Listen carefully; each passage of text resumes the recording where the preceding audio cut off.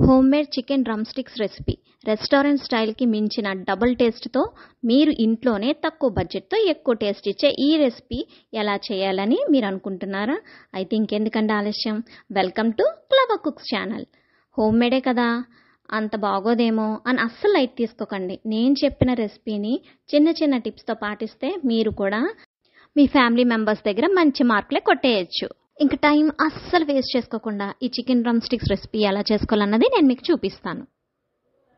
నేనైతే ఇక్కడ 1 kg chicken leg pieces అయితే తీసుకున్నానండి. వీటిని నీట్గా క్లీన్ చేసి పెట్టుకొని ఫోర్క్ కానీ నైఫ్తో కానీ ఘాట్లు పెట్టుకోవాలి. తర్వాత దీంట్లోకి 2 టేబుల్ స్పూన్స్ అల్లం వెల్లుల్లి పేస్ట్ యాడ్ చేసుకోండి. అలాగే సాల్ట్ 1 టేబుల్ స్పూన్ వేసుకోండి. అలాగే 2 table spoons chilli powder add చేసుకోండి. ఇప్పుడు పెరుగు యాడ్ చేసుకోండి.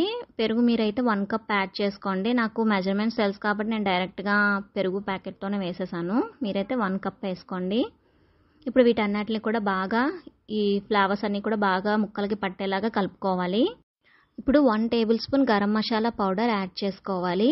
అలాగే 1 లెమన్ కూడా సీడ్స్ తీసేసి దీంట్లో వేసుకోవాలన్నమాట, ఈ చికెన్ దాంట్లో.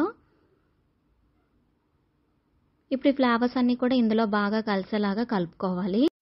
ఇప్పుడు red pepper sauce 1 teaspoon add చేసుకోవాలి. అంటే ఎర్ర మిరియాలతో చేసినటువంటిది అన్నమాట.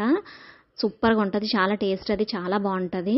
ఇప్పుడు ఈ ఫ్లేవర్స్ అన్నీ కూడా దీంట్లో బాగా కలిసేలాగా కలుపుకోవాలి.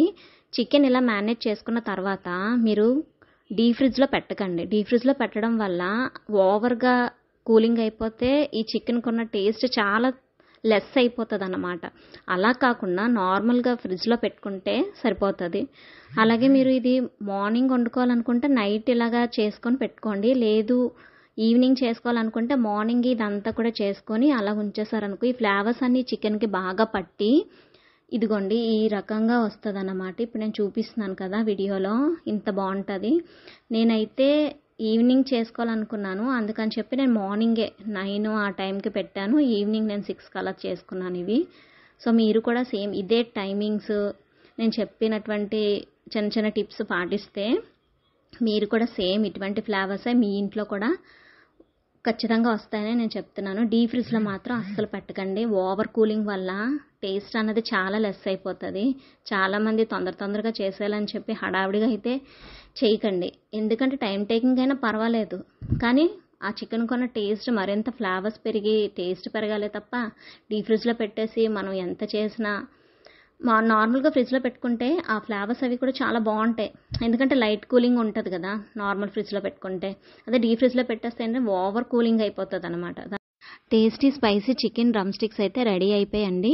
ఇంత బాగా కళ్ళ ముందు కనిపిస్తుంటే నేనైతే వెయిట్ చేయలేకపోతున్నాను. నేనైతే స్టార్ట్ చేసేస్తాను తినడం. మీకు కనుక నా వంట నచ్చినట్లయితే లైక్ చేయండి, షేర్ చేయండి, సబ్స్క్రైబ్ చేయండి. Thank you so much.